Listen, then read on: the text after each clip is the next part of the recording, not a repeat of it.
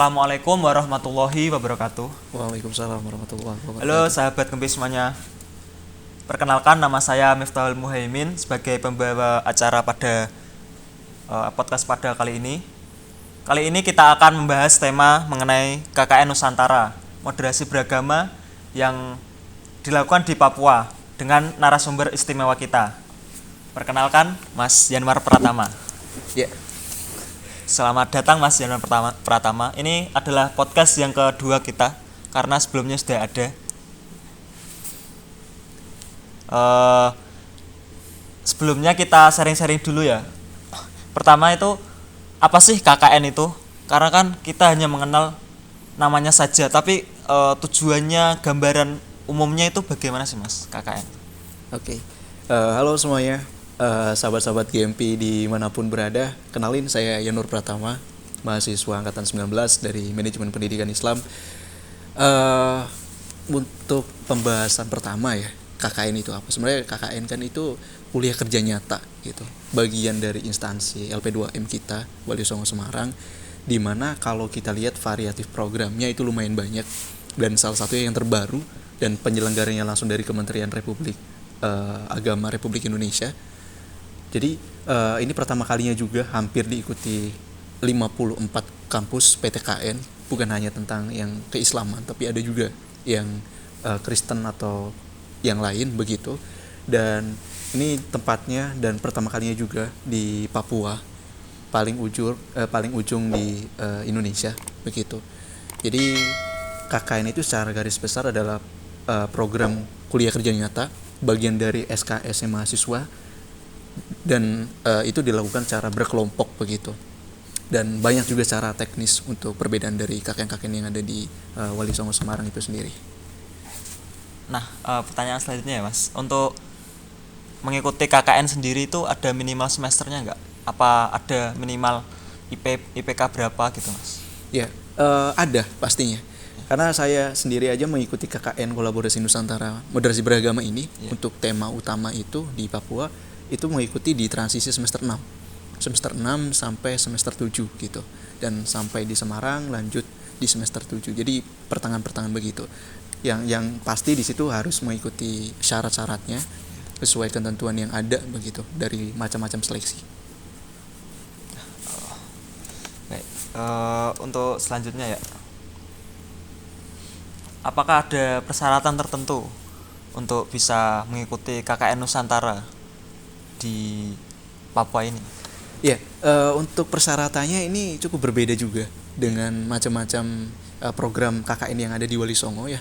Ada yang namanya reguler, ada yang mandiri inisiatif, atau yang ada yang misi khusus ya, atau yang reguler begitu. Dan Nusantara ini sebelumnya bukan hanya Papua, tapi juga ada yang mungkin terluar 3T, tertinggal dan terdepan itu, dan di 2020, dan itu di NTB atau NTT. Dan yang sebelum saya juga ada rekan-rekan yang lain ada di KKN Nusantara Lampung dan juga di Bali.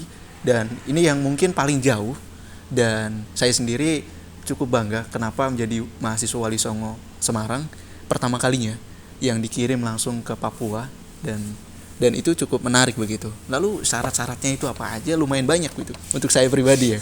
Yang pertama, kita harus pengumpulan ada CV ya kurikulum vitae, dan di CV itu harus ada pembagiannya, ada pengalaman organisasi, ada prestasi akademik, ada non akademik, terus juga kita punya skill softnya begitu, dan juga hardnya apa.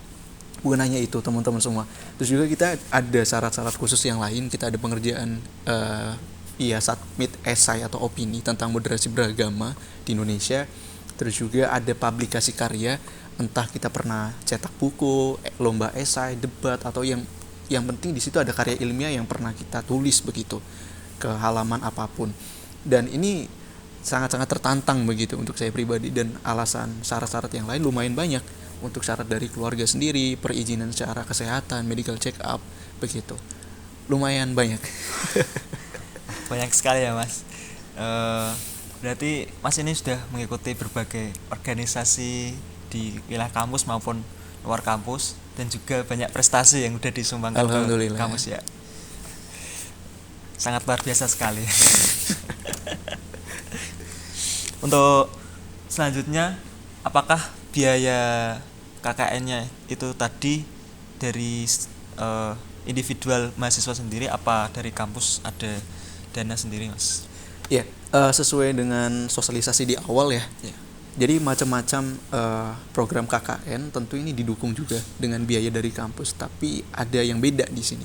Dan untuk KKN Nusantara Moderasi Beragama di Papua, untuk saya pribadi yang diakomodir di sini oleh kampus adalah tiket pulang pergi ya, untuk pesawat begitu. Dan itu dipastikan juga untuk gimana nanti rekan ini bisa berangkat, bagaimana kendala dan hambatannya ketika ini hanya biaya yang didukung oleh kampus hanya tiket pulang pergi begitu.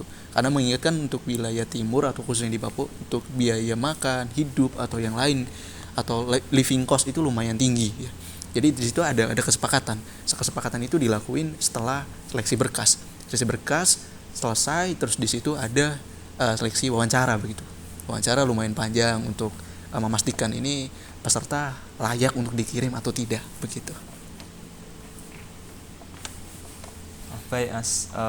Berarti ada dana yang dari kampus tetapi sesuai dengan prosedur yang ada tadi, sesuai dengan yang sudah dijanjikan di awal, apa-apa saja yang akan diberikan oleh kampus. Tetapi mahasiswa juga ada biaya sendiri untuk hidup di sana gitu. Pasti. Untuk selanjutnya sendiri ini yang paling penting sebenarnya, soalnya kan ini bagaimana sih pengalaman Mas sendiri saat mengikuti KKN di sana? Pasti kan banyak yang sudah dilalui saat melakukan KKN, kegiatan-kegiatan apapun yang memang baik untuk masyarakat dan untuk kampus sendiri kan pastinya. Betul. Kalau ngomongin pengalaman ya. Ya. Kita pengalaman secara biar kita tangkapnya lebih mudah di sini. Pengalaman saya kira bagi itu ada dua. Pengalaman suka sama dukanya begitu. Ya. Kalau sukanya apa gitu? Ya, karena ini program pertama kali dari Kementerian Agama Republik Indonesia melalui Dijen Pendis ya begitu. Dan kita bisa kenal satu Indonesia, satu relasi. Kenapa? Saya yakin juga perwakilan dari kampus masing-masing ini bukan orang sembarangan begitu. Yang mungkin di sana mempunyai segudang pengalaman organisasi, begitu prestasi atau hal-hal yang kita belum tahu begitu. Dan ini sistemnya delegasi. Ya, sistemnya delegasi dari tiap masing-masing kampus dari UIN Aceh hingga ke IAIN Papua begitu. Jadi tiap delegasi pasti ada di sana. Dan yang paling menarik dan untuk disuka ini, kita bukan hanya dapat prosesi kita KKN ya tentang pengabdian ke masyarakat begitu. Kita juga dapat akulturasi budaya. Bagaimana lihat di sana perbedaan dengan beberapa sektor yang ada di Jawa, baik pendidikan, ekonomi, akses, transportasi dan lain-lain. Bahkan yang ikonik pun kita bisa lihat gitu, macam-macamnya. Dan dukanya ini banyak begitu. Kadang kita bisa mikir ya, untuk bisa berangkat ke sana itu kita ada rasa cemas begitu ya. Kita harus ambil keputusan dan berani begitu kan. Karena kita pasti lihat stigma Papua itu rawan konflik atau segala macam. Dan ini bisa dipastikan gitu. Ketika kita baik, pasti kita diterima dengan lebih baik begitu di sana. Jadi prinsip-prinsip ini yang saya pegang selama di sana gitu. Dan dukanya itu karena Papua ya. Papua itu kan salah satu wilayah dengan endemik penyakit malaria tertinggi dari beberapa wilayah lain. Jadi hampir beberapa teman juga mengalami serangan-serangan malaria begitu. Baik malaria yang kasus demikian maupun yang lain begitu. Jadi itu banyak juga sebabnya dari mungkin ya culture shocknya gitu, masalah cuaca, terus juga yang mungkin teman-teman beda dari tempat kesehariannya gitu. Jadi itu ada sisi psikologisnya gitu. Dan ini yang makin beda dengan program KKN yang lain. Baik Mas, sangat banyak sekali ya pengalaman yang didapatkan di sana, dari yang senang, yang suka maupun dukanya tadi ya Mas. Betul. Untuk selanjutnya, apakah ada kendala-kendala saat KKN di sana Mas? Ya, kendalanya ya, kadang kita iri dengan teman-teman yang KKN di Jawa khususnya gitu. Mereka bisa lebih cepat adaptasi sosialnya gitu dengan masyarakat di sini gitu, baik kampung, desa atau yang lain. karena dari sisi kultural aja kita jauh beda dengan masyarakat di wilayah sana begitu. Jadi kita harus punya sisi-sisi pendekatan yang khusus begitu ke masyarakat. Tekniknya juga beda begitu. Dan ini tidak bisa kita lihat harus 1 minggu selesai, tidak. Bahkan 1 minggu sebelum atau 2 minggu kita sebelum berangkat itu kita intens adakan meeting online dengan teman-teman satu Indonesia itu, kolaborasi ya. Jadi tiap-tiap masing-masing kampus kita bisa lihat gimana teknisnya nanti pengarahannya gitu. Dan ini harus dibekali juga di masa-masa KKN. Yang mungkin teman-teman bisa lihat KKN itu di pelepasan ya. Kita bisa lihat di pelepasan kan ada pembekalan itu mungkin setengah hari selesai atau berapa jam.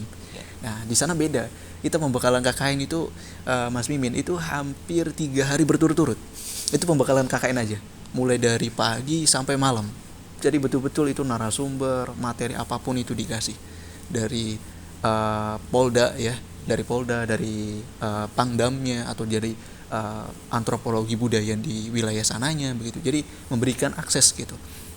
Itu sih kendala-kendalanya harus kita pahami ya sebelum terjun ke masyarakat gitu. Dari cara sosialnya, dan juga yang paling penting ini kan moderasi beragama nih Mas Mimin ya. Jadi agama di sana bukan hanya Islam, tapi kita berdampingan juga dengan saudara-saudara kita dari Protestan begitu kan. Bahkan masjid dengan gereja itu saling dekat begitu dan saling rukun, guyup, tentrem begitu, adem. Dan itu kita lihat kendala-kendalanya bagaimana ini bisa muncul. Jadi banyak hal yang sebenarnya bukan hanya itu aja gitu, tapi mungkin sisi manusiawinya mungkin kita selalu cemas begitu kan ya, dengan sisi tempat posko yang beda. Dan ini yang menarik begitu, karena tempat posko kami itu saya pribadi berbeda dengan posko rekan saya yang dari FDK begitu kan, Mbak Yumna. Beliau itu ditempatkan di Kabupaten Jayapura. Di Kabupaten Jayapura, di distrik Sentani, di Kampung Maribu, yang dimana Kampung Maribu itu di atas pegunungan. Sedangkan Kampung Sukosae di distrik Moratami di kota Jayapura itu berbatasan dengan Papua Nugini. Jadi cukup jauh. Jadi kalau kita akses kendaraan biasa itu hampir 3 jam. Jadi pulang pergi itu 6 jam. Jadi kita di situ kendalanya. Jadi jaringan susah di sana. Ya, untuk akomodasi sinyal begitu. Untuk hal-hal yang mungkin di publik begitu, itu lumayan susah. Baik Mas, berarti untuk kendala yang dari sana itu sangat-sangat banyak ya sebenarnya. Soalnya betul. Kan Papua sendiri itu kalau dipandang itu memang masih belum banyak tentang pembangunan ya. Jadinya kendala-kendala itu memang timbul karena hal tersebut dan hal-hal lain yang ada di sana. Ya, itu pasti. Karena budaya juga lah. Budaya ya. Baik. Selanjutnya manfaat dari KKN itu bagi masyarakat, bagi mahasiswa sendiri. Ya, untuk manfaatnya sendiri, saya kan ini mengakui kalau saya ini perwakilan mahasiswa secara keseluruhan dari UIN Walisongo Semarang. Bagaimanapun caranya, ini podcast itu wadah bagaimana dari mahasiswa untuk mahasiswa oleh mahasiswa gitu. Atau itu gimana itu urutannya yang benar. Yang jelas itu orientasinya bukan hanya untuk saya pribadi, tapi kepada mahasiswa ulang, kembali ke mahasiswa lagi begitu. Jadi di kesempatan ini manfaatnya bukan hanya itu sebetulnya, tapi ke masyarakat juga. Bahkan di program utama kami itu, program utamanya adalah pembangunan taman moderasi beragama di perbatasan RI dan juga Papua Nugini begitu. Jadi itu bukan sekedar proyek pembangunan taman begitu, tetapi yang lebih khususnya adalah kita meningkatkan UMKM yang jadi komoditi utama dari kampung tersebut begitu, yaitu dengan banyaknya pohon kelapa yang kita manfaatkan, karena kita membangun itu persis di depan jalan yang dimana ini jalur utama begitu untuk akses langsung ke perbatasan ya, ke RI dan Nugini begitu. Jadi di situ akses utamanya, dan selain itu kita jadi wadah pengembangan kemampuan pemuda dan juga masyarakat yang di sana, entah untuk membuat kajian atau musyawarah atau dan lain-lain begitu. Dan bukan hanya itu, kita membuat juga prasasti yang jadi momentum kita sebagai kolaborasi nasional. Jadi ada atas nama Yenur Pratama dan juga logo Walisongo Semarang. Jadi alhamdulillah, dan di sana itu cukup terharu karena pertama kalinya Wali Songo Semarang itu bisa terlampir namanya dan logonya itu ada di perbatasan Republik Indonesia dan juga Nugini gitu. Baik, sangat berkesan sekali ya KKN ini, dan sangat bermanfaat juga bagi masyarakat yang di sana terkait dengan pembangunan Taman Moderasi Beragama ya, Betul. di perbatasan RI dengan Papua Nugini. Selanjutnya nih, apakah ada keunikan tersendiri dari KKN Moderasi Beragama ini dibandingkan dengan KKN yang lain? Ya, tadi udah dijelasin di awal Mas Mimin bahwasanya macam-macam program KKN yang ada di Wali Songo, dan mungkin ini yang mungkin teman-teman cukup jadi famous gitu di kampus. Ini program pertama kalinya juga gitu, dan yang dikirim beda dengan kayak macam-macam satu kelompok 15 dari kampus gitu keluar ke desa atau kampung mana. Kita tidak begitu, kita hanya 2 orang dari Wali Songo Semarang dikirim ke Papua. Ini yang beda, yang pertama dulu. Lalu yang kedua, program KKN itu menyesuaikan dengan kebutuhan yang ada di masyarakat, bukan yang kita menginisiasi rekomendasi dari kampus, tidak begitu. Itu yang kedua. Terus juga yang ketiga, yang jadi unik adalah kita menggali informasi sebanyak-banyaknya soal perbedaan dari sistem tata kelola kebijakan pemerintahnya, baik dari kampung ya, di sana namanya kampung gitu. Terus juga bagaimana demografinya ya, demografi wilayah sana begitu, dengan kontur lembah, gunung, pantai begitu. Yang jadi faktor juga cuaca itu sering berubah-ubah, kadang panasnya tinggi, tiba-tiba hujan lebat. Ya ini yang bikin unik begitu. Selain itu juga budaya mungkin ya. Bukan hanya budaya di masyarakatnya aja gitu. Budaya dari masing-masing anak kelompoknya juga gitu, karena kami itu 15 dari macam-macam wilayah. Ada yang dari UIN Aceh, ada yang dari UIN Khas Jember, ada yang dari IAIN Parepare, ada yang dari IAIN Fatal Muluk Papua, begitu, ada yang dari IAIN Ambon, termasuk dari Wali Songo di situ saya pribadi. Begitu kita bahasa beda, begitu cara tata kerama juga, soal hal-hal yang jadi kebiasaan juga, ini jadi momentum lah. Jadi kita banyak sering-sering bertukar pikiran begitu. Dan ini yang lebih uniknya lagi, yang satu kelompok 15 orang itu bahkan 50%-nya. Jadi dari 15 orang berarti 7 atau 8 orang ini di satu kelompok semuanya jadi ketua. Jadi jadi ketua di tiap kampusnya masing-masing. Ada yang jadi ketua rayon, ada yang jadi ketua komisariat, jadi ada yang ketua UKM, ada yang jadi ketua HMJ, ketua senat, jadi macam-macam. Ada yang ketua komunitas. Jadi kita bisa bayangkan kalau kita briefing KKN tiap malam itu berasa lagi rapat pleno. cukup banyak pemikiran kan di situ. Gimana identifikasi masalah ini harus kritis begitu, sesuai analisisnya gitu. Dan ini yang jadi keuntungan yang mungkin teman-teman belum bisa dapat di luar sana kayak gitu. Tadi udah panjang lebar dari pengenalan tentang KKN sampai dengan keunikannya. Nah ini sesi yang terakhir ya Mas. Ini apa sih harapan kedepannya setelah mengikuti KKN Nusantara Moderasi Beragama ini? Untuk harapannya sendiri, saya berangkat itu berawal dari motivasi ya. Motivasi saya adalah yang pertama, ada pengalaman baru yang harus saya dapatkan di sana, dan pengalaman ini bukan hanya saya konsumsi, tapi saya juga harus kirim dan ceritakan ke regenerasi-regenerasinya, khususnya yang ada di MPI begitu, sebagai jurusan saya pribadi. Dan bukan terbatas di situ aja, untuk keluarga besar Wali Songo Semarang khususnya. Jadi kesempatan-kesempatan ini bukan hanya di sana, tapi yang paling penting waktu itu saya penasaran gitu dengan stigma masyarakat yang di luar Papua tentang menilai Papua itu sendiri begitu, dari hal buruknya atau hal yang lain begitu. Saya kaji di sana gitu bersama teman-teman. Ternyata di Papua itu tidak seburuk itu, dan Papua itu bagian dari Indonesia, dan itu keluarga kita, bagi kita semua gitu. Bukan kita berbeda soal warna kulit, berbeda soal budaya, ras, atau juga agama, dan semuanya atas nama bangsa Indonesia begitu. Jadi kita semuanya keluarga. Jadi kita bisa lihat stigma itu bisa dipecahkan kalau kita lihat langsung realitanya. Nah itu sih yang jadi harapan, dan semoga teman-teman yang mendengarkan podcast kali ini terinspirasi begitu, dan harus lebih peka terhadap informasi-informasi yang ada di dalam kampus dan menjadi regenerasi setelah saya pribadi gitu. Baik, sangat menginspirasi sekali ya dari narasumber kita yang sangat istimewa ini karena sudah terjun langsung ke sana, ke Papua sendiri untuk melakukan KKN moderasi beragama. Betul. Terima kasih pada narasumber Mas Yanwar Pratama. Ya, sama-sama Mas Dan Mimin. kepada semuanya yang telah menonton kita dari awal sampai akhir. Sekian dari kami.